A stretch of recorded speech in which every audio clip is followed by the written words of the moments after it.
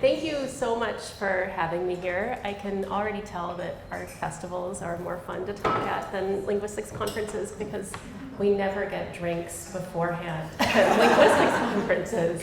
So thanks so much. It's really a pleasure to be here. How many of you have seen the movie Arrival? Great. Okay, so for those of you who have not, there will not be spoilers. It's not too late. I think it's on Netflix probably. But there will still be content in here. It's not totally about the movie. Okay, so I'm going to start off with a story. Just after finishing my second year in university, I arrived in Chiapas, Mexico for my first summer of linguistic fieldwork. And I traveled there to meet up with my undergraduate linguistics professor who was an expert on Mayan languages. And shortly after I arrived, he drove us 6 hours down winding mountain roads into the hot jungle lowlands of Chiapas. And we eventually arrived at a Chol-speaking Mayan village, which is not actually on Google Maps, but I learned that you can put things on there, called Campanario. And so after he negotiated my stay with a very surprised host family-to-be who didn't know I was coming, he got ready to head back to the city. And at this time, I was 20 years old. I didn't speak any Chol and only a little bit of Spanish. And suddenly, the 2 years or so of linguistics courses that I had taken didn't seem like nearly enough preparation. And so I asked him in sort of a panic to remind me exactly what it was that I was supposed to be doing there this summer. And this was his advice to me. He said, make some friends, learn some Chol, and then he got back into his truck and drove away. I have to imagine that Dr. Louise Banks, the fictional linguist and protagonist of the movie Arrival, knows the feeling. So a similar mixture of panic and also excitement probably began to settle in as she was being rushed by military helicopter from her comfortable university office to the site of an enormous alien spaceship. Maybe that's why they came. And while there, she is tasked with deciphering the language of the recently arrived Heptapods. These are the big creatures that are inside the spaceship. But this comparison isn't really fair. So I was there that summer to work on Chol, which is spoken today by around 200,000 indigenous Maya in Chiapas in southern Mexico. And her job was to work on Heptapod B, which is spoken by at least 2, maybe 24 if you do the math of how many spaceships there were, 7-limbed, thus heptapod creatures from somewhere in outer space. So Chol is a member of the Mayan language family, and today there are around 30 distinct, so mutually unintelligible Mayan languages. Each of these own languages has its own dialects, so there's a lot of variation in this family. And these languages are still spoken today by more than 6 million people in Mexico, Guatemala, and Belize, as well as by migrant communities in the US and Canada. Linguists call these languages a family because they are descended from a single language, which we call Proto-Mayan. And Proto-Mayan is estimated to have been spoken around 4,000 years ago. And the modern Mayan languages form subfamilies the same way that there are subfamilies of, say, Indo-European languages, right? So Chol is closer to its relatives Chontal and Chorti than it is to, say, Mam or Ixil, but they're all still Mayan languages and they all still share a number of properties in common. So again, to compare our fieldwork situations that summer, I had a friendly host family, and Dr. Banks has giant aliens in a spaceship. I had an undergraduate research supervisor, and she has military officers breathing down her neck and telling her to hurry up.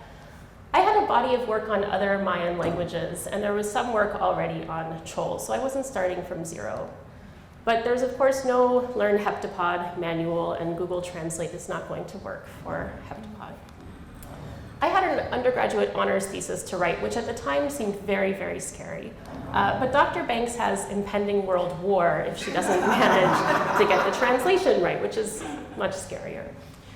And I had one more thing on my side, and that is universal grammar. So in the rest of this talk, I'll talk a little bit about what linguists mean when they say universal grammar, And then we'll talk about language variation and linguistic diversity.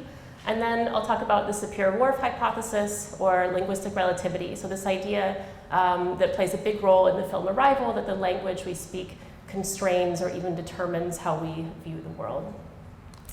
Okay, so to start off, language sets humans apart from all other species on Earth, right? This is a really unique human property.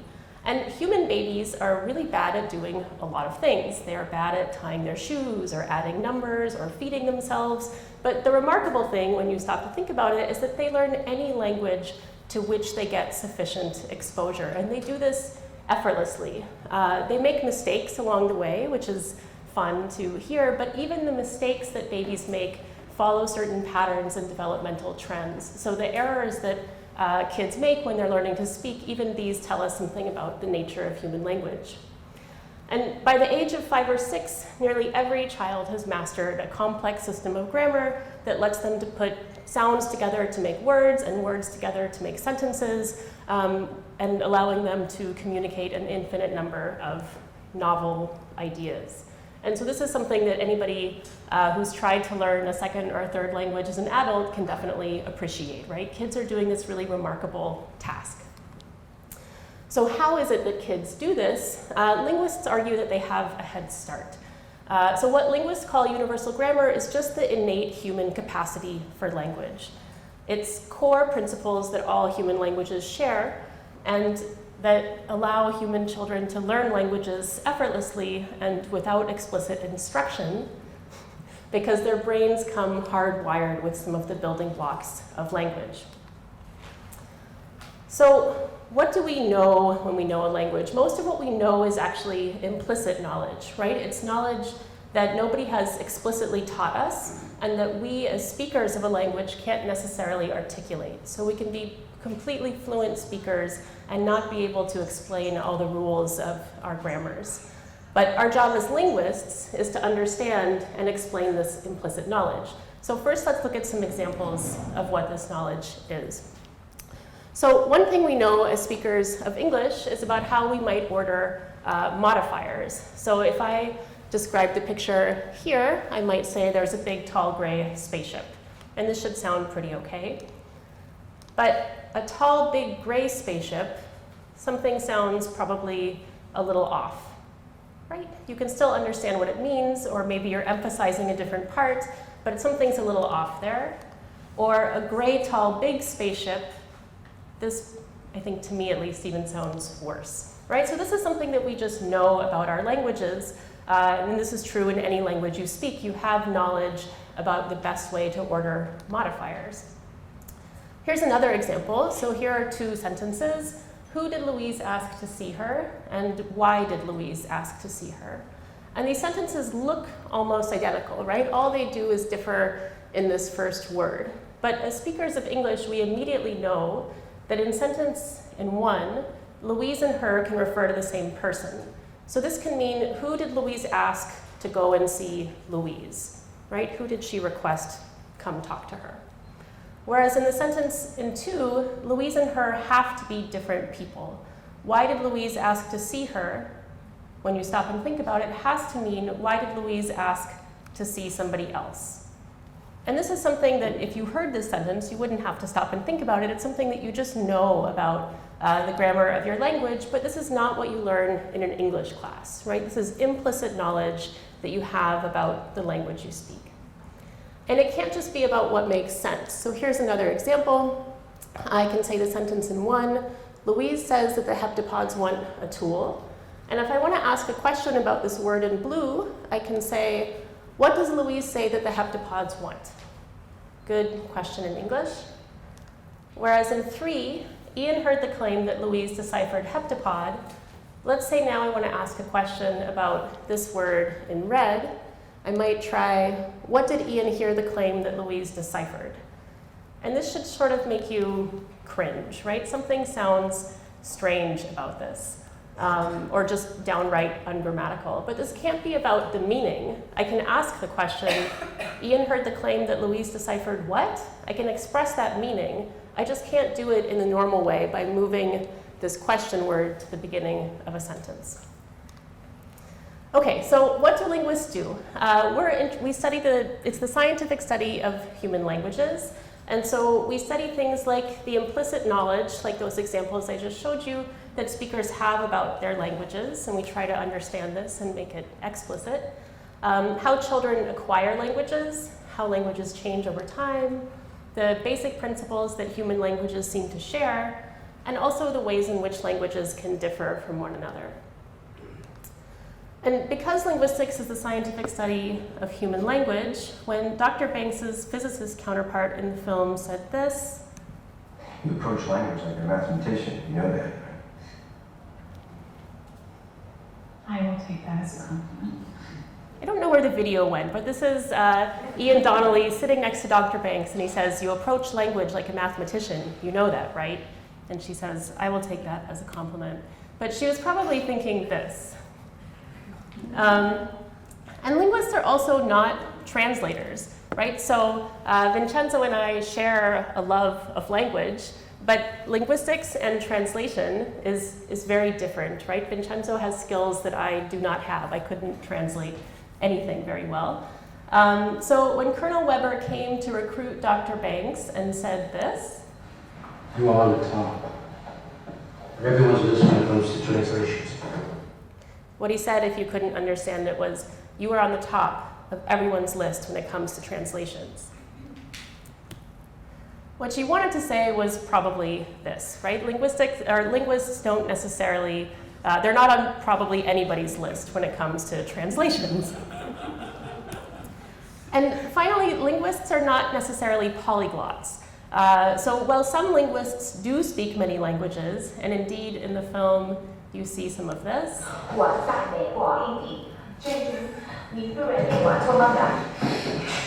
I'm told this is not excellent Mandarin, but she did her best. But many, or even most linguists probably do not, and they even take time to make memes about it. I did not make these memes, but they're out there. Okay, so back to what linguists actually do. As a linguist who normally works on human languages, one of the first things Dr. Banks would probably want to know about the Heptapods language is whether or not it had hierarchical structure. So what do I mean by this? This is another example of something that we as speakers have intuitions about our language, is that some parts of a sentence might form tighter units than other parts do. So here's another sentence. Louise and Ian befriended the giant aliens with 7 limbs, and I've highlighted in blue some words that seem to go together, right? 7 limbs, giant aliens, Louise and Ian. And we can find other groups of words that go together. So with 7 limbs, I can make a bigger unit, or befriended the giant aliens with 7 limbs. And it's easier to see that these words form groups when you compare them with strings of words that don't. So giant aliens with, this doesn't really form a unit in the same way, right? Or and Ian befriended, aliens with 7. So the claim is that the words in blue up here are units, whereas the words in red are not. And there are ways that we can test this. So one way is that words that form units tend to be replaceable by other smaller words without changing the meaning. So Louise and Ian, I could replace this with they and not really change the meaning if we know who we're talking about. Or befriended the giant aliens from outer space, I could say the ones from outer space. These units are replaceable. Or Louise and Ian befriended them. Or if I say Colonel Weber befriended the giant aliens from outer space and Louise and Ian did so too, right? This can mean that entire chunk of meaning. Whereas there's nothing that I can replace these non-units with that would preserve the meaning of a sentence. So that's one of the tools we have to test for the kind of structure that we're looking at. And what's sort of remarkable is that when we break down a sentence in this way and we find these smaller phrases or units, we find that they're always nested inside of each other. So these are the same units that we saw in the previous slide, and you can see how they're all nested. So when we look at human languages, we find lots of examples of sentences like this, but no examples with overlapping, non-nested phrases, which is kind of remarkable. So the study of how words and pieces of words are combined hierarchically is called syntax, and syntacticians like me and like Dr. Banks study this structure in languages of the world, and we use tree diagrams to model this structure. So you have to think of the roots of a tree, and then we draw pictures like this to model the structure that we're looking at in languages of the world. So if we take our nested phrases from the sentence before, we can represent them in a different kind of way in this tree diagram, and we get something like this. And each of the nodes on this tree is one of the phrases that we identified before, right? Because each phrase is nested inside of another phrase. And phrases, another thing that we know about language is that these phrases are organized around heads. So you can think of the head as the nucleus of the phrase. It determines sort of the main meaning of the phrase and also what words that head can combine with. So here's another sentence. Louise wrote words on whiteboards. Here is a unit, wrote words, where wrote is the head of this phrase. So we'll call this the verb phrase. On whiteboards, on is the head here. It's a preposition, so those are the little words that have to do with location often, so on, to, from. And it combines with whiteboards, and we get a prepositional phrase. We stick these two together, and then we add Louise, and we have our sentence.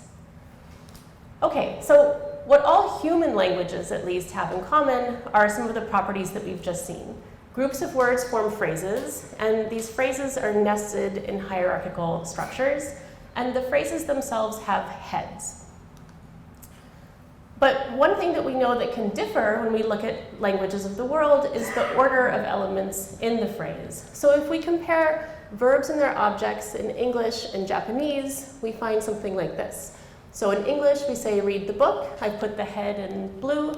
Whereas in Japanese, the equivalent would be the opposite order, the book, read. Play a game play, write words, words write, you get the picture. So Japanese verbs and objects are ordered the opposite way from English verbs and objects. And it's not just about verbs and objects. So now if we go back to a prepositional phrase, like in the spaceship, this is also the opposite order in Japanese. Under the table under, to the tent, oops, and again, you get the picture. So one thing we can do is look at this really fun webpage. WALS is the World Atlas of Language Structures. You can go online and you can play with it and look at different features of the world's languages. And here, each dot represents a language. And the dots in red are languages that order the verb before the object, like English. And the dots in blue are languages that order the verb after the object, like Japanese. And as you can see, we find both kinds of languages all over the world. But what's really remarkable is now we're going to go to a different slide. This is the order of the preposition with respect to the noun. I'm going to go back and forth. Neat, right? So these slides look almost the same. So languages that order verbs before objects are the same as languages that order prepositions before nouns. Internally, languages seem to make consistent choices, right? So a language can choose which side to order the head on, but that's then going to determine other orderings internal to that language. So when properties cluster together like this, we call them parameters. Right, so we have other languages that put heads on the left, English, Icelandic, Niuean, Malay. Other examples of head on the right languages, Japanese, Korean, Turkish. So all of these are languages that are found all over the world. They're not necessarily related. And while languages make different choices about ordering, they tend to make the same choice internal to their grammars. Okay, so what we've seen so far is that human languages share certain principles in common, right? The hierarchical structure, the way that phrases are organized. And we found variation in human languages, but this variation also seems to be constrained. So this is going to give human babies a head start, right? As soon as a human baby hears enough verbs before objects, that baby is going to be able to make, unconsciously, pretty good guesses about the order of prepositions with respect to nouns. So their job isn't to learn a language completely from scratch, but rather to determine the settings of certain parameters. And the existence of parameters like this also gives linguists a head start, at least when they're working on human languages, right? We don't really know what's going on with the alien languages. Okay, but there's lots of work to do, right? So we're working to understand what parts of human language are hardwired, what things do human languages share, and what are the parameters along which they can vary. And a lot of these are open questions. There's lots of exciting research in this area now. So again, to go back to our fieldwork situations, that summer in Chiapas, I was able to start formulating hypotheses about Chol grammar based on data I was collecting, but also some of the knowledge I had about how human languages work in general, whereas Dr. Banks has no such help when it comes to understanding heptapod. Okay, so let's look a little bit more at this language variation and linguistic diversity. So we looked at English and Japanese, but what about Chol? What about this language in Mexico that I was working on that summer? So I've given some verb phrases here on the left. So the English word underneath is the direct translation of the Chol word. So to say, read the book, you would say el hun. See Louise is Ilish Louise. And then on the right, we have prepositional phrases. So tio diot is to the house, and cha'an ah Ian is for Ian. So you can see that Chol behaves as we expect a head on the left language to behave. It looks like English in terms of its order. But things are not that simple, or I wouldn't have bothered showing it to you. So when we bring the subject into the mix, things are actually more complicated. So Chol is one of about 3 or 4% of the world's languages that actually has a basic order of verb, object, and then subject at the end. So to say a sentence like, Louise read the book, you say, Tik ele hunch Louise, which is literally, read the book, Louise. And to say, the heptapods found Earth, ki tiaha la panyumil a heptapod, found Earth, heptapods. So verb, object, subject. How are we going to model this? Do we need something totally different? So first going back to English and Japanese and looking at our trees. In English, again, heads are on the left. So here's a sentence, 2 heptapods will write words, and internal to each constituent, you can see that the head, which I've put in blue, is on the left. The Japanese equivalent is here on the right, and you can see again that internal to each of these units, the head is on the right. So all we have to do to get from English to Japanese is twist there. I tried for a little while to animate that on PowerPoint, but my PowerPoint skills were not that good, so you just have to imagine the twisting. Okay, now let's look at English and Chol. So in English, again, same sentence, 2 heptapods will write words, whereas in Chol, we would get the order will write words, so verb, object, and then subject. But we can still make one twist to get right from English to Chol. Do you see where? At the top, right? So if we twist this top node, we get directly from English to Chol. Okay, so what we've seen is that English, Japanese, and Chol all share a common hierarchical structure. And as far as syntacticians can tell, this basic structure is shared by all human languages. But in order to pronounce a sentence, we have to put one word before another word before another word. So you can imagine this like a mobile, right? One of these things you can, well, art, for example, or something that you hang over a baby's crib. And this is our hierarchical structure. But in order to pronounce it, we have to smush it flat. You can imagine squishing it between 2 panes of glass so that we get a linear order of putting one word before another word before another word. And languages can make different choices in how they squish the structure flat in order to pronounce it, but we've seen that they also tend to make consistent choices internal to their grammars. Whereas with heptapod, apparently this choice about putting one thing before another thing is not relevant, as you know if you've seen the language, but I won't give more away there. Okay, so human languages vary, but they vary in systematic and constrained ways. And our job as linguists, on the one hand, is empirical. So along which dimensions do languages vary, and what are the properties that tend to pattern together? But also theoretical. So what can findings like these tell us about the design principles of human languages? And the working assumption is that universal grammar is optimally designed. It's maximally efficient, given the nature of our human brains and the fact that we have to make language come out of our human vocal tracts. Our job as field linguists is that in order to answer questions about human language, we have to build and test our theories on as many different languages as possible. So there are around 7,000 languages that are spoken in the world today, but the vast majority of these have been only barely described. And more than half of these languages are threatened to some degree. Okay, so let's take a look at these 7,000 languages.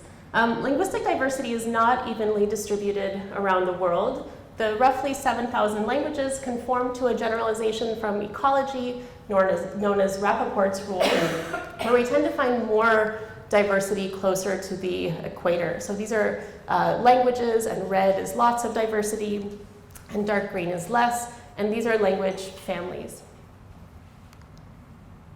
Languages are also not even in terms of their populations of speakers. So just 5% of the world's population speaks 95% of the world's languages.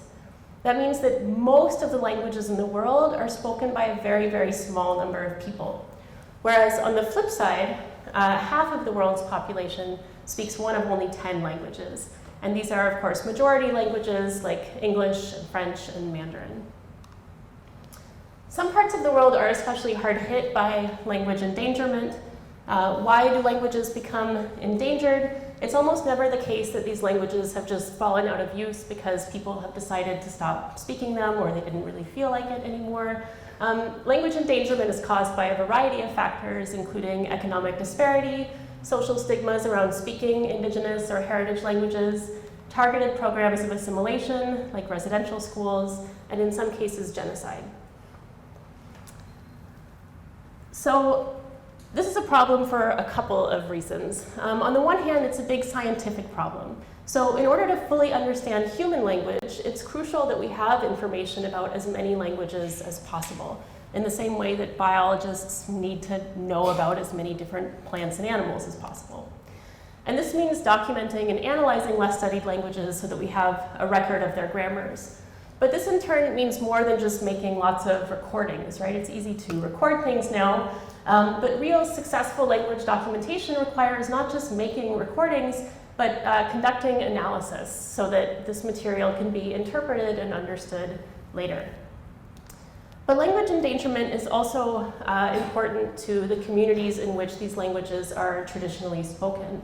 And many communities want to do more than just preserve their languages in books or museum shelves or in academic publications. So lots of communities are working to revitalize their languages, and there are of course the real benefits that we read about in the news of being bilingual or multilingual. And these reports are often associated with the white middle class, but they're just as real for, say, English, Spanish, or English, French bilinguals as they are for English, Cree, or Chol Spanish bilinguals. So being bilingual is just good. In indigenous communities, maintaining traditional languages has also been shown to have direct health benefits. So speaking an indigenous language can be a source of pride and of community identity.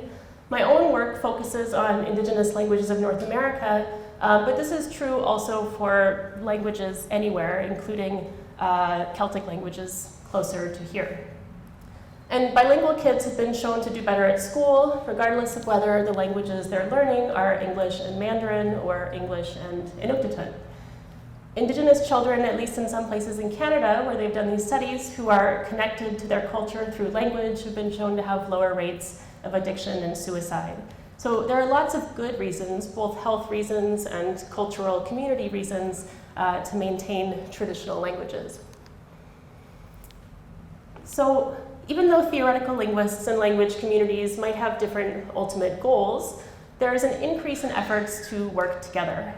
Collaboration by linguists with native speakers results in a more accurate and complete understanding of the grammatical system of the language. And linguistic fieldwork can also bring visibility to the language or help in the creation of, say, pedagogical materials. So going back to Arrival, here is some advice for future fieldworkers from Dr. Louise Banks. So in Arrival, Dr. Banks approaches this daunting task of deciphering the heptapod language as any good fieldworker would. Inside the spaceship, she's the first one to take off her space helmet and go up to the glass. And while theoretical linguists are interested in the abstract properties of human languages, we don't have direct access to these abstract properties. We don't have direct access to the formal system that's in our brains. Instead, we have to get at this through working together with native speakers of a language. And as Dr. Banks knows, establishing a positive working relationship is a good first step in any scientific endeavor. Step 2, start small. So Dr. Banks also knows that progress doesn't happen overnight, and despite the orders of the military generals to hurry up and get to the point and figure out the big question, she insists that she has to start with the basics. And this is true in linguistics and probably in any scientific study.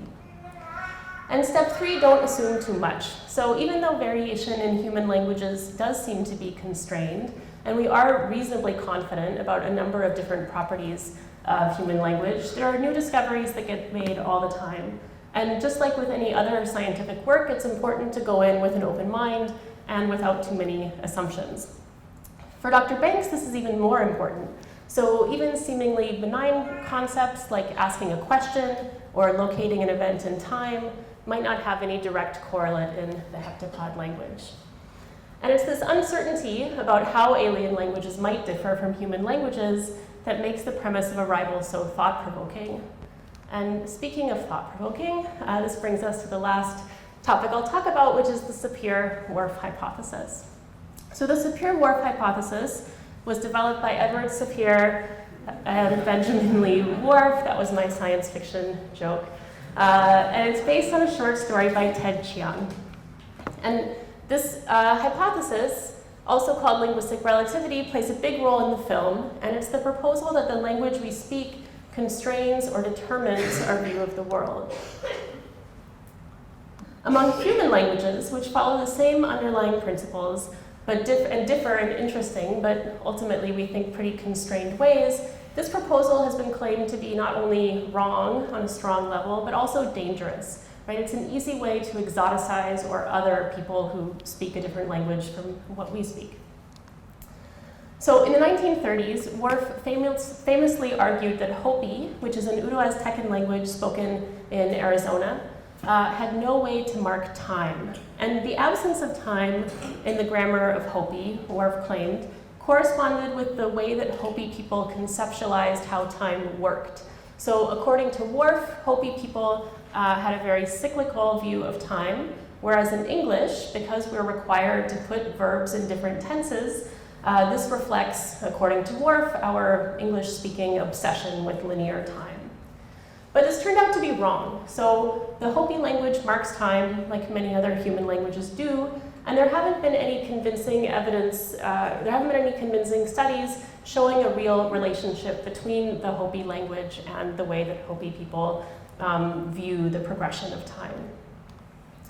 But more recently, there have been a lot of scientific studies that have looked for effects of language on thought in other more subtle domains, and color is a famous area for this kind of study. So as English speakers, we can group these 3 dots into 2 different colors. Right, on the left, we have 1 dot. It's kind of a very bright green, but we have 1 green dot, and then we have 2 dots on the right that we can say are different shades of blue. Whereas in Chol, so this categorization is so clear to us that we might find it surprising that in Chol, speakers can group all of these dots as different shades of yuyush. So there is 1 word that corresponds to our green and blue combined, and Chol speakers know that the sky is a different color from grass, but they describe all of these colors that fall under the green-blue umbrella with a single word, yuyush. But now the question is, what about thought? Does having fewer categories mean that Chol speakers see these colors less vividly or pay less attention to them. And if we are to believe this, we also have to believe that as English speakers, we have sort of impoverished color perception when compared with Russian speakers. So in Russian, there is no single word which encompasses both of these colors. Instead, these are two different colors, which I don't know how to pronounce, because linguists are not polyglots. And they cannot be considered a single shade of anything. These are three completely different colors in Russian. And so linguists used this example to test how do English speakers versus Russian speakers behave when it comes to color matching. And they found that there was a difference. So in a color matching experiment, Russian speakers and English speakers were both presented with a series of tables containing different shades of blue, and their task was to match a new tile with some color of blue to somewhere on the table above. And the researchers found that Russian speakers were more quickly able to discriminate different shades of blue that fell on different sides of this divide here. But the difference, and this is important, was a difference of 124 milliseconds. So this is interesting, and other interesting studies have found similar and similarly small differences in things like reaction times for categories in different languages. But then it begs the question, do Russian speakers really perceive blues more richly than we do? Right? If I, as an English speaker, am painting my bathroom blue, will any color of blue do? Whereas a Russian speaker might be more discriminating. Right? And this seems like a harder thing to believe. And of course, the fact that the difference is a difference of 124 milliseconds is not the headlines that you see when you read about stories like this. Right? We get big claims about the influence of language on thought.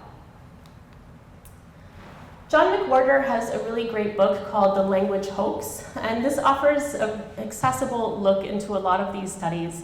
And he concludes in the end that language's effects on thought are very subtle at best. What is more remarkable, he argues, is what human languages have in common. So this is really the exciting thing to study when we look at languages. So what we can conclude from all of this is that even though speaking different languages is a really important part of our cultural heritage, and it's a part of our identities as people, different human languages don't distinguish us from one another in very deep ways. Instead, they bring us together. In fact, based on the deep commonalities among human languages, Noam Chomsky, who's the linguist shown next to my books in the photograph above Dr. Banks's desk, has famously stated that a visiting Martian, or maybe in this case a visiting heptapod, would view all human languages as dialects of the same language. That's how common they are at their cores. But when it comes to the language of heptapods, even the best linguists have to admit that all bets are off. So while some linguists have complained about the spotlight given to the Sapir-Warf hypothesis in the film, we have to remember that this is science fiction, the operative word being fiction, and like all good science fiction, it really makes you think, right? How could an alien's cognitive system differ from our own, and what effects might that have on the ways in which they communicate? My interactions with the filmmakers also forced me to think, how would we get to work deciphering an alien language if and when the time comes? Which is something I'm very worried about, because if you Google alien linguistics, I come up very high on the list. So how hard would this be? And while our knowledge of human language, I think, is only going to get us so far, the tools that we've developed for conducting linguistic fieldwork and analysis are going to be important. And in the end, I think we as a linguistics community can't be too upset about the media attention that our field has received. I guess we should be flattered by this. That was a real headline. Okay, so back to where we started. Learning Chol that first summer and in the years that I've been there since did not significantly alter my perception of reality, but some of my work has helped inform linguistic theory. And that first summer in Chiapas, I did make friends. Remember, this was my advice early on. Lifelong ones, along with a handful of godchildren. So one of them, you may have seen here standing behind her mother, many years ago. Here she is now on the right. She's just finishing up her bachelor's degree in Mexico, but she's also been collaborating with me on research on her language and is planning to do a master's degree in linguistics to continue to document and promote Chol. In the summer of 2016, we collaborated in running an experiment on word order variation in Chol. That's what she's doing there. And then here she is presenting the results of that experimental work at a conference on Mayan languages to an audience which included a number of Maya-speaking linguists in the Yucatan in Mexico. So Morelia and native speakers worldwide, including here close to home for you all, are working hard to document and revitalize their languages. What can we do to help? So I'll end with just 3 things we can do. One is to use the right words. So I couldn't find an English version of this, but it basically says, don't refer to indigenous languages as dialects, right? Dialects are things that are mutually intelligible, but different languages are different languages. There's the famous quote that a language is just a dialect with an army and a navy. That's really true. There's no qualitative difference. It's really just about power. Number 2, you can support the Endangered Language Fund or just promote it. This is a great organization working to fund language documentation and revitalization work around the world. And then finally, you can learn more about endangered languages close to home and about linguistics. So here's the Linguistics Association of Great Britain, a great organization. And then you can also learn about some of the languages closer to here. And I will stop there. Thank you.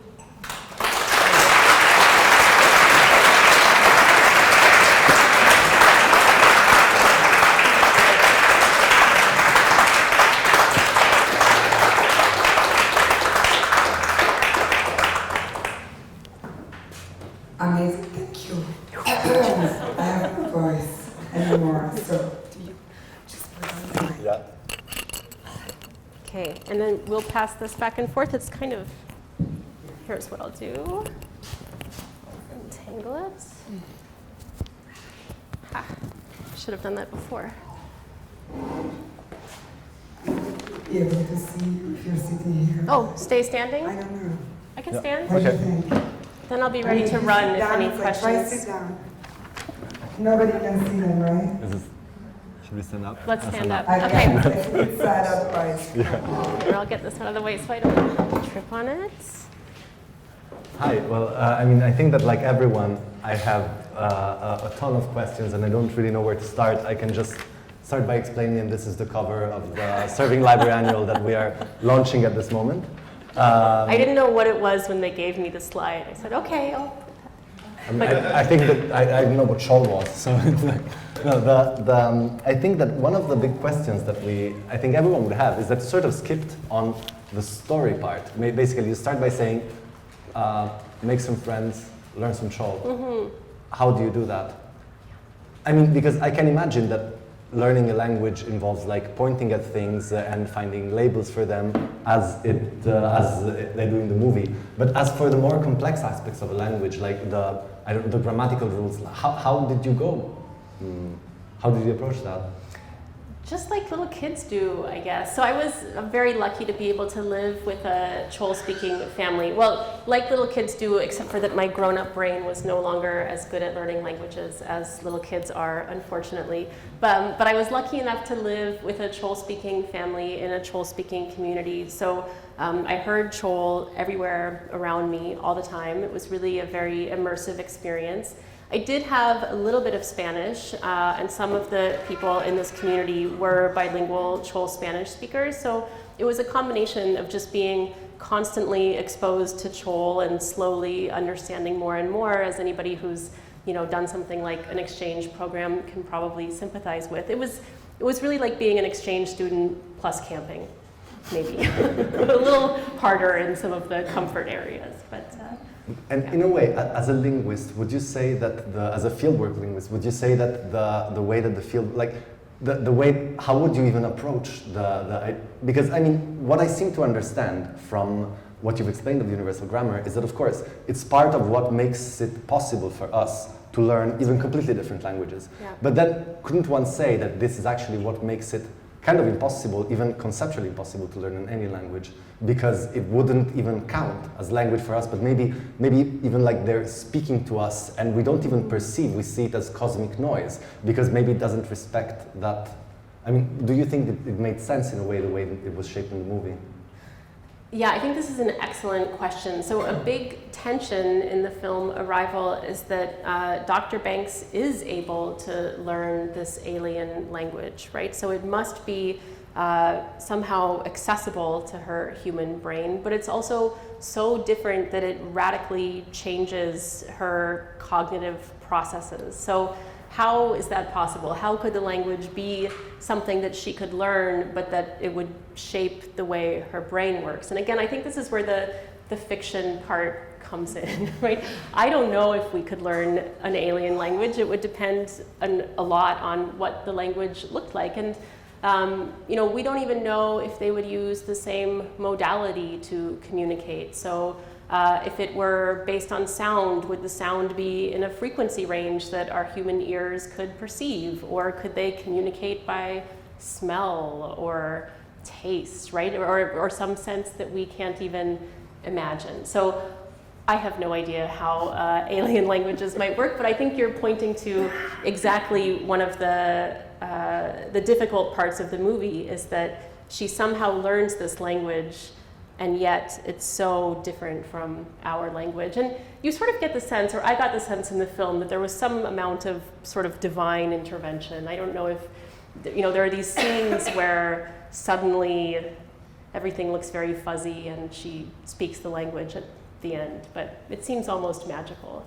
right? They don't give you a lot of information about how it was that she went about deciphering the language. And the filmmakers at some point said to me when I was suggesting, oh, you could have her do this, or oh, you could explain this, and they said, yes, Jessica, that's all very interesting, but if we put that in the movie, it would be like watching a TED Talk about translation, and that's not what people go to movie theaters for. And I said, okay, fair enough. And yet, I mean, did you have any like objections as to how the process was explained? I mean, it's like basically it's a movie made not based on, but like it speaks about some version of your activity or the activity you practice. Do you think it's a fair rendition? I think on the whole, it's pretty fair. So I pointed to some of the parts early on, like when they're recruiting her because of her translation skills, or you know, the background in the film is that she already has high-level military security clearance because she's worked on Dari, which is a language spoken by millions of people. And of course, there are going to be military translators. They don't need to bother academics for this. So I think there are small aspects of the film where I sort of tried to move them in different directions. And again, they said, you know, in the end, linguists are not really Hollywood's main audience, so you're just going to have to deal with some of this. But I think for a lot of the big parts, they did a very good job. So as I mentioned at the end, you know, her emphasis on we really have to start with the basics, and we can't leap to big questions and big conclusions before we can understand sort of the more basic properties, and the way that she placed importance on really being able to interact with the heptapods. I think these are things that field workers saw in the movie and agreed with. Then, of course, there's the bigger question of the Sapir-Warf hypothesis, but that's where, you know, linguists have said, why didn't you talk them out of that? But then there's no plot, right? There's sort of nothing left. You're just watching somebody try to talk to aliens. So I actually think, you know, when it comes to other human languages, we don't think it's likely that it's going to radically alter our cognition, because we can learn other languages, even ones that are very, very different from our first language. But when it comes to alien languages, I don't know. You know, and I think that's the fun fiction part of the movie, is that it does make you sort of think about how different an alien language could be, and what effects or what correlations that might have with other cognitive systems. One of the things that, I mean, since you brought up the Sapir-Whorf hypothesis, I think that as a translator, it's, of course, I know, I mean, I knew superficially before, and I know much better now, how it has been disproven, the idea that you do perceive the world in a different way according to the language you were raised in. But at the same time, I think that anyone who's had the experience of learning a language, and especially maybe working as a translator, sees very clearly that there are some things that do seem really not too much. I mean, just an example that for me is quite shocking as a native Italian speaker. In Italian, you have two different words to refer to brotherly or family love and to erotic love. So very often when you translate a passage in which a character in English is like understanding her feelings for someone or his feelings for someone, and then in Italian you realize that you would be forced to use two different expressions when English uses just one. And of course this is not just like a professional problem for me as a translator, that there are techniques to work around, but it makes me wonder, like, even if I learn a language in which the two terms are the same, will I always see a kind of difference where another speaker sees a gradient? I mean, I don't know if this makes sense to you in any possible way, or even etymologies. Like, as a speaker of Latin, I am aware that the word desire has in its like its root comes from the word for star, something that comes from the stars. This in a way informs my experience when I hear the word desire, when I speak about it. Whereas, I don't know, is it just like superficial feeling, which it might very well be? I think it's not a superficial feeling. I mean, I think that probably anybody who speaks more than one language shares these kinds of thoughts. And, you know, it's exactly in these areas of how the lexicon is carved out. So exactly what specific words refer to and how these category divisions get drawn, that we do find some variation. So, you know, color is sort of another way of thinking about this, where you have, you can imagine the whole prism of colors, and there is variation in where different divisions are, but even this variation tends to be constrained. So there are languages that have only 3 different color terms, and these are universally white, black, and red. And then there are languages that add a 4th, and you can pinpoint where on the color wheel these are going to be. I don't know if you could make something like this for love, but what's interesting is that even though categories get carved out in slightly different ways, we do tend to find patterns there as well. And I think this is exactly where you're going to find reaction time differences. I don't know how you would test something like that for this example, but for things like colors or for things like shapes, where the words themselves might not pick out exactly the same sets of things in different languages, it does seem like there's evidence that that can have a small effect on maybe how quickly you are to react to, say, one thing or another. But then I think the question about sort of the extreme version of that is that this completely determines how you view the world. I think that's where the pushback is, where people have said, no, there's not really evidence that this is that a language shapes or determines how you view the world. And exactly the point that you can learn any other human language seems to suggest that this must not be the case. I was I was fascinated by how you underlined that the push or the need for the preservation of language diversity, which is something that is, as you said, severely endangered, is in a way connected also to the research needs of generative grammar, of like linguists. But at the same time, it made me wonder if this played a role in a fact, since the theme of the biennial has to do with, in a way, the idea of a utopia, or like what a beautiful world is. And what strikes me is that for a very long time, until maybe 100 years ago or a little bit more, the utopian ideal was uniquely connected with the idea of having a single language. I mean, Esperanto was built with this aim, and in general, the idea of universal communication. In the history of Italy, for instance, it was not only fascism, but even like utopian socialism in the 19th century that pushed towards the elimination of dialects, so that the lower classes could speak the same language as the upper classes, and they would not be kept out of any kind of political process. So there was a utopian idea in the complete eradication of language diversity. And this, of course, has completely changed now. I don't know if this is something that... Why do you think that this has happened? Like, do you have any perception of this? Right, yeah. I mean, at another extreme, it's also sort of the dystopian ideal, right? If we think about like the 1984 and Newspeak, how a single language might be used to control the population. But I think, why has this changed? Well, I hope it has changed. I'm not sure that necessarily everybody agrees that language diversity is important to preserve, but I think the reality is that people are there are always going to be different dialects, and there are always going to be different languages. The number of languages might change, and exactly which languages these are, but people aren't, I think, I mean, I'm speculating here, but I don't think we're gonna arrive at a place where we all speak homogeneously, right? It's sort of in our human nature to define ourselves into groups, and one way that we seem to do that is by speaking in slightly different ways from other groups. So you can see this even internally to, say, English, where different social groups are going to speak in slightly different ways. And every generation, probably since the dawn of time, has complained about how teenagers are ruining the language forever. And teenagers will continue to ruin languages forever, and that's how we get language change and dialect variation. So I think that, yes, going back to the question of why is this, if we have arrived at a place where people recognize that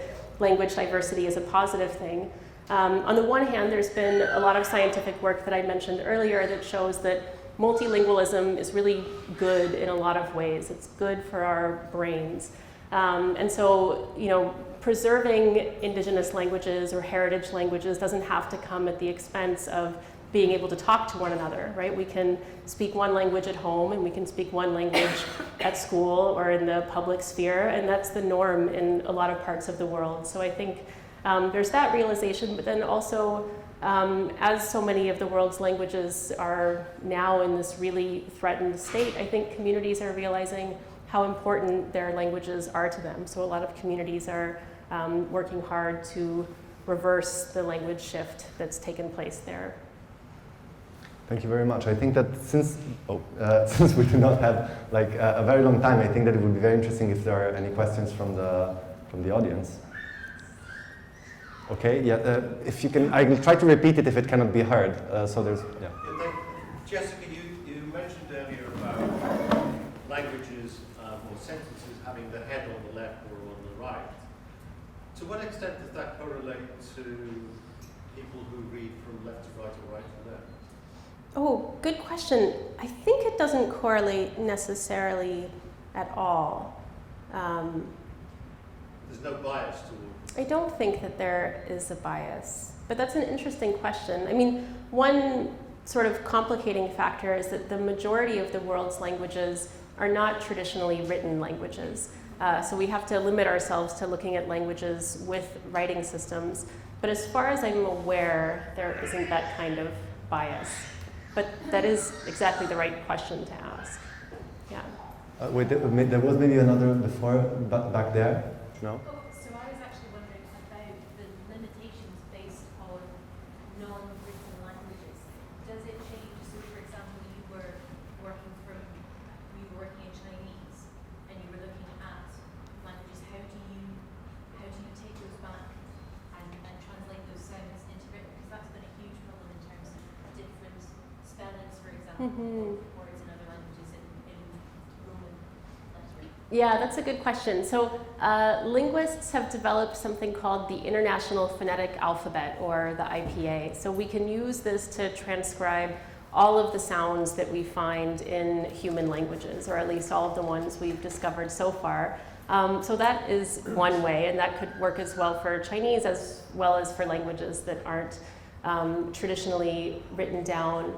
But maybe I'll use that as a segue to just mention briefly, I think something that's really interesting about the movie Arrival that is very different from human languages is that in the film, the heptapods do have a spoken language, but they stop working on this very quickly, maybe in part because it's impossible to reproduce these non-human sounds, and they start working on the written language.